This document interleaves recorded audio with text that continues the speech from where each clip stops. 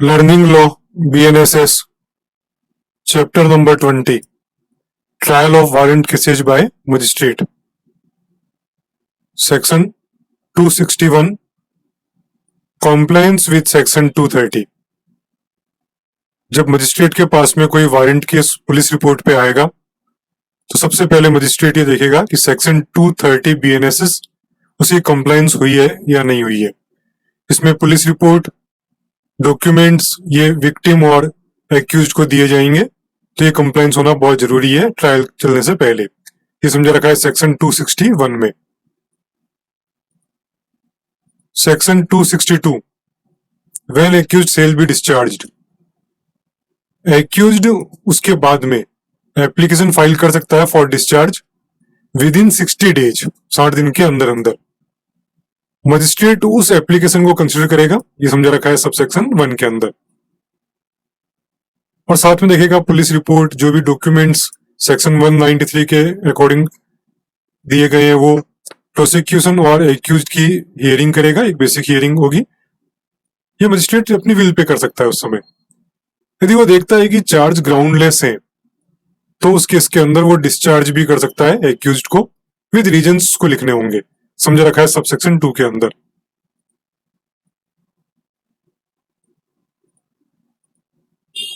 Section 263 framing of charge. यदि magistrate को police report, documents और प्रोसिक्यूशन एक्यूज्ड को थोड़ा सुनने के बाद में ऐसा लगता है कि there is a ground for charge को फ्रेम करने के लिए ग्राउंड अवेलेबल है, तो फर्स्ट हियरिंग के 60 डेज के अंदर वो चार्ज को फ्रेम करेगा।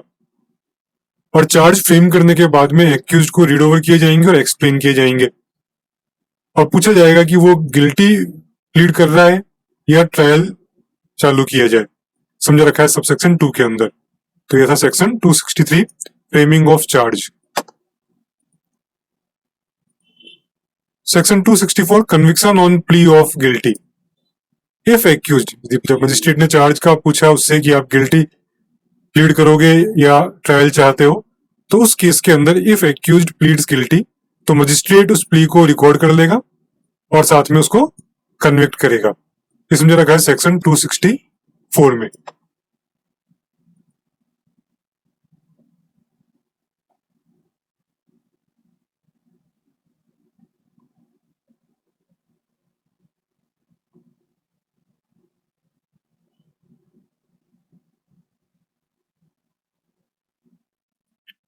Evidence for prosecution. अब सपोज करो पुलिस ने चालान पेश कर दिया और accused claim not to be guilty. Accused ने कहा कि वो अपराधी, उसने अपराध नहीं किया है, और उसने कहा कि आप ट्राई कर सकते हो, तो accused claims to be tried. तो उस केस के अंदर एग्जामिनेशन ऑफ विटनेस शुरू होगा। सेक्शन 265 में 3 सबसेक्शन है, उसमें फर्स्ट ही हो गया है ना, if accused claim to be tried.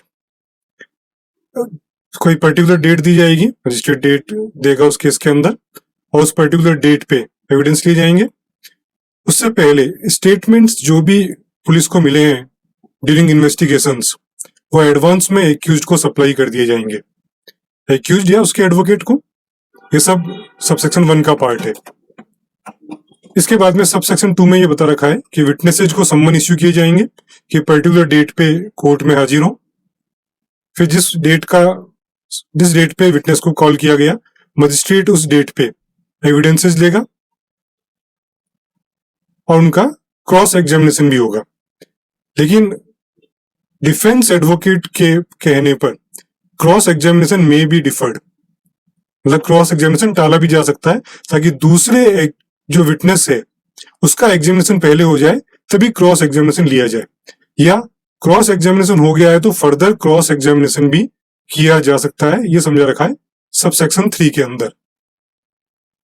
हम समझ रहे हैं एविडेंसेज फॉर प्रोसिक्यूशन। साथ में इंपॉर्टेंट पार्ट ये भी है, एग्जामिनेशंस में be done by audio, video, electronic means, है ना, ये इंपॉर्टेंट पार्ट है। तो उस प्लेस पे एग्जामिनेशन हो सकता है जिस प्लेस को स्टेट गवर्नमेंट नोटिफाई करेगी। तो स्टेट गवर्नमेंट को एविडेंसेज कलेक्ट करने के लिए, एविडेंसेज फॉर प्रोसिक्यूशन या डिफेंस, उसके लिए ऑडियो वीडियो इलेक्ट्रॉनिक मीन्स के प्लेसेस डेवलप करने होंगे, है ना, ये इंपॉर्टेंट पार्ट है। तो आज हमने समझ लिया section 265 evidence for prosecution.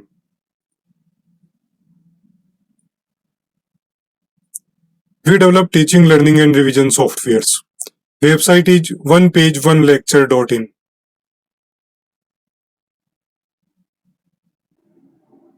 Learning Law, BNSS, Section 266. Evidence for Defense.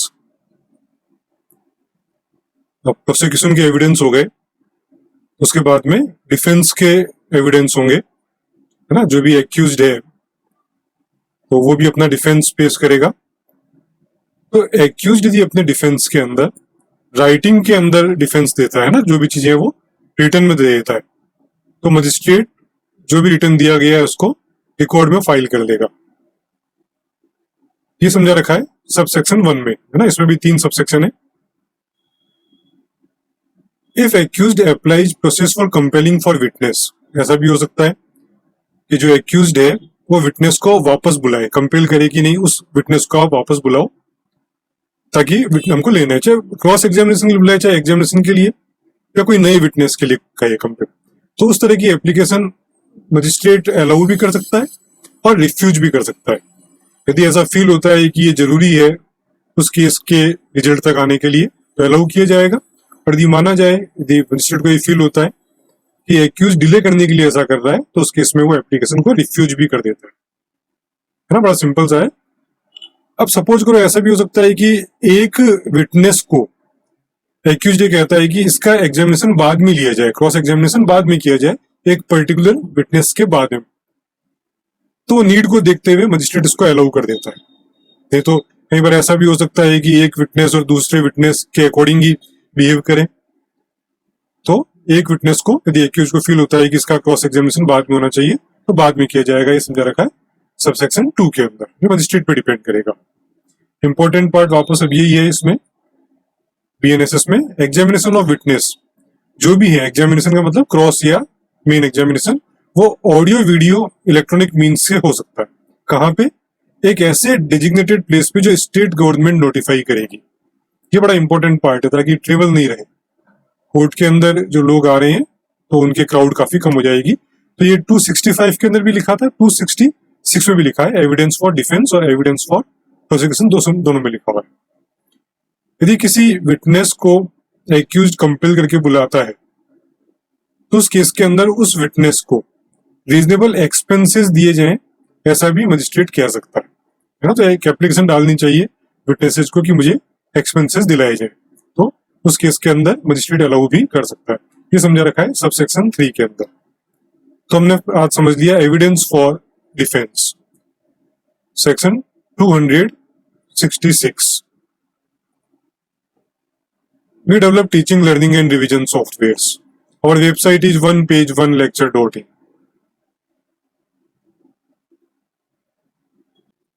Learning Law, BNSS, Section 267. Evidence for prosecution. If a warrant case other than police report और एक्यूज्ड को मजिस्ट्रेट के सामने पेश किया गया या वो खुद आया तो उस केस के अंदर मजिस्ट्रेट एविडेंसेस लेगा प्रोसिक्यूशन के। सबसेक्शन 1, प्रोसिक्यूशन की एप्लीकेशन पे मजिस्ट्रेट सम्मन जारी करेगा for appearance of witnesses and production of thing. Subsection 2, section 268 when accused shall be discharge.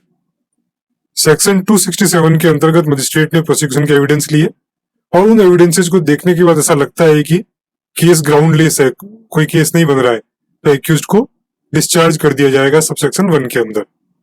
इसमें प्रोसिक्यूशन को मौका मिलेगा कि वो इस मैटर को देख सकते हैं, वापस उठा सकते हैं, प्रूव कर सकते हैं कि केस बन रहा है। पावर टू डिस्चार्ज, ये पावर मजिस्ट्रेट की है अर्ली स्टेज के अंदर। यदि केस ग्राउंडलेस है, जो भी एविडेंसेज है केस है वो ग्राउंडलेस है, तो उस केस के अंदर मजिस्ट्रेट के पास में पावर है, इसको चैलेंज नहीं कर सकते।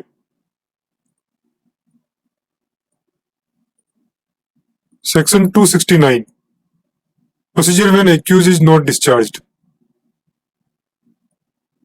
मजिस्ट्रेट को फील होता है कि एक्यूज ने ऑफेंस कमिट किया है, एविडेंसेस को देखने के बाद में, प्रोसिक्यूशन के एविडेंस को देखने के बाद में ऐसा लगता है कि एक्यूज ने कमिट किया होगा ऑफेंस को, तो फ्रेम करेगा चार्ज। सबसेक्शन 1, जो भी चार्जेस फ्रेम होंगे वो रीड और एक्सप्लेन किए जाएंगे एक्यूज को, उससे पूछा जाएगा कि गिल्टी हो या नहीं हो। इफ प्लीड्स गिल्टी, सबसेक्शन 3, तो उस केस के अंदर मजिस्ट्रेट एक्यूज को कन्विक्ट कर देगा, कन्विक्शन दे देगा। यदि एक्यूज्ड क्लेम्स टू ट्रायल या नॉट कन्विक्टेड या कुछ नहीं कहता है, तो ये माने जाएगा कि वो क्लेम्स टू ट्रायल की बात कह रहा है। तो उस केस में मजिस्ट्रेट नेक्स्ट डेट फिक्स कर देगा फॉर हियरिंग, सबसेक्शन 4, और एक्यूज्ड को पूछा जाएगा कि कौन से विटनेस को क्रॉस एग्जामिनेशन के लिए बुलाया जाए। उसके बाद में जो विटनेस आएगा नेक्स्ट हियरिंग पे, तो उसका एग्जामिनेशन होगा या री एग्जामिनेशन, यदि ऐसा कुछ प्रोविजन हुआ है तो, और उसके बाद में उनको डिस्चार्ज कर दिया जाएगा। तो ये कंटिन्यू प्रोसेस रहेगा, जितने भी विटनेसेज है वो एग्जामिन किए जाएंगे, क्रॉस एग्जामिन किए जाएंगे और डिस्चार्ज कर दिए जाएंगे। Subsection 5 and 6। If prosecution witness can not secure, यदि प्रोसिक्यूशन विटनेस नहीं आ पाता है किसी वजह से, जो ही वजह है, मतलब लेके नहीं आ पाते हैं उसको, प्रोसिक्यूशन को लेके नहीं आ पाता है, तो एक टाइम के बाद में मजिस्ट्रेट प्रोसिक्यूशन की उस विटनेस को क्लोज कर देगा, कंप्लीट रिमेनिंग विटनेसेज है जो नहीं आ रहे हैं उनको क्लोज कर देगा विद रीजंस। जो विटनेस पेश ही नहीं हो रहे हैं तो उनको क्लोज कर देगा, सबसेक्शन 7, लेकिन रीजंस देने होंगे।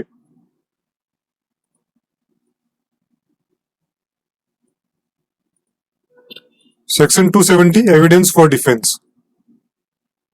इसके बाद में प्रोसिक्यूशन की एविडेंसेज कंप्लीट हो गई, उसके बाद में डिफेंस स्टार्ट होगा एज पर सेक्शन 266 BNSS। तो सारा मेथड उसमें दे रखा है, इसमें ऑडियो वीडियो मेथड से भी ये सब ट्रायल चलता है, ये चीजें भी समझा रखी है। तो फॉर डिफेंस वही सेक्शन अप्लाई होगा जो सेक्शन 266 BNSS में लिखा हुआ है।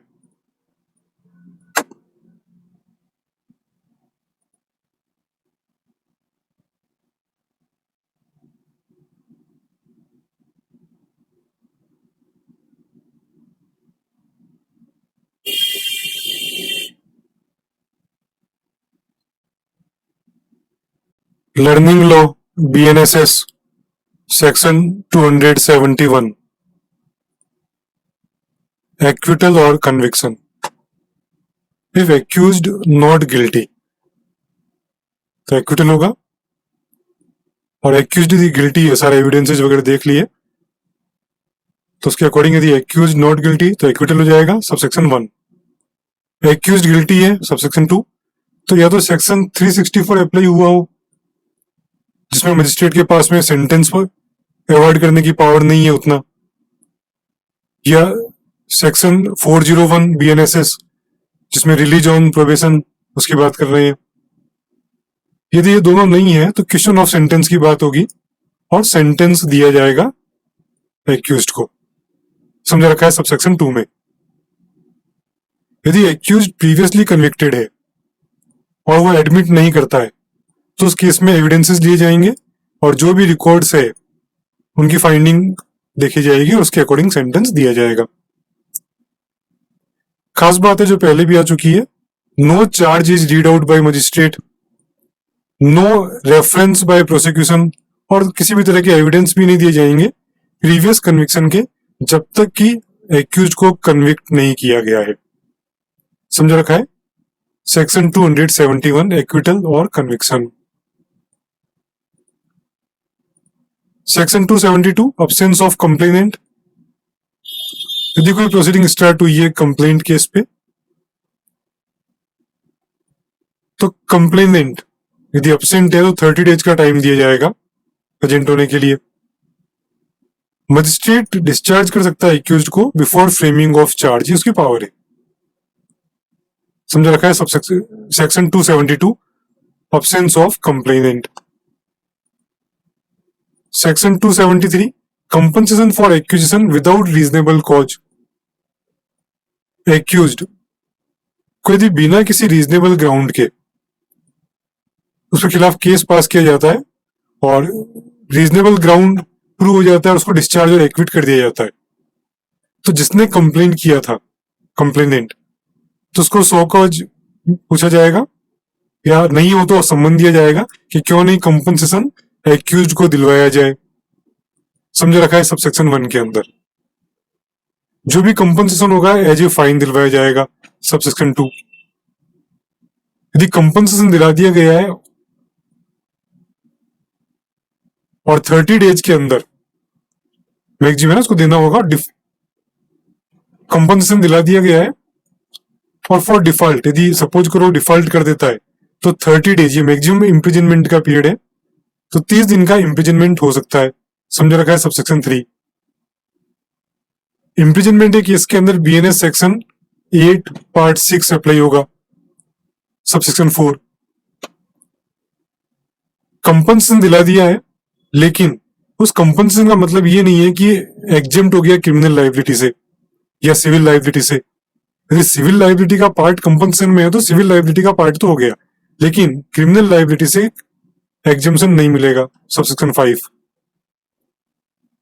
सेकंड क्लास मजिस्ट्रेट केस में यदि अमाउंट 2000 रुपए से ज्यादा है तो अपील फाइल हो सकती है। सबसेक्शन 6